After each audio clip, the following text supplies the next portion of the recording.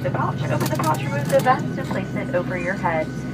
Wrap the black strap around your waist, buckling it in the front, and pull to tighten. Once outside the aircraft, to inflate, pull down on the red tab to manually inflate. You can blow into the tube at your shoulder. Your flight attendants are coming by to make sure your seatbelts are fastened, your seat backs and tray tables are in their full upright, locked position. All of those carrying items completely underneath the seat in front of you.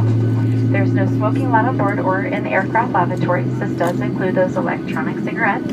Federal law does prohibit any tampering with, disabling, or destroying any smoke detector in an aircraft lavatory. And federal aviation regulations require passenger compliance with all lighted passenger information signs, posted placards, and crew instructions regarding seatbelts and smoking.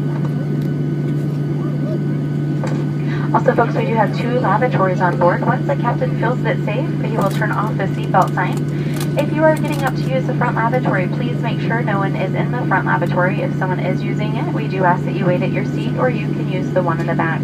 At all times, we do ask that you please respect that fasten seatbelt sign. When it is on, we ask that you remain seated. We thank you so much in advance for your cooperation. And last but not least, if needed, 4 yellow oxygen masks will fall from the compartment overhead. To activate the flow of oxygen, pull down the mask until the plastic tubing is fully extended.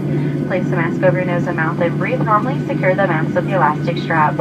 Although oxygen will be flowing, the bag may not inflate, but continue wearing the mask until otherwise notified by a crew member. If you are traveling with children, anyone needing special assistance today, make sure you put your mask on first. That's it for our do's and don'ts. Sit back, relax. 2 hours and 35 minutes gate to gate. Looks like it's only going to take us about 2 hours and 10 minutes to get down to Orlando. We're going to turn off the cabin lights for departure. If you need additional reading light, look above you now. Locate the picture with a light bulb. Welcome aboard.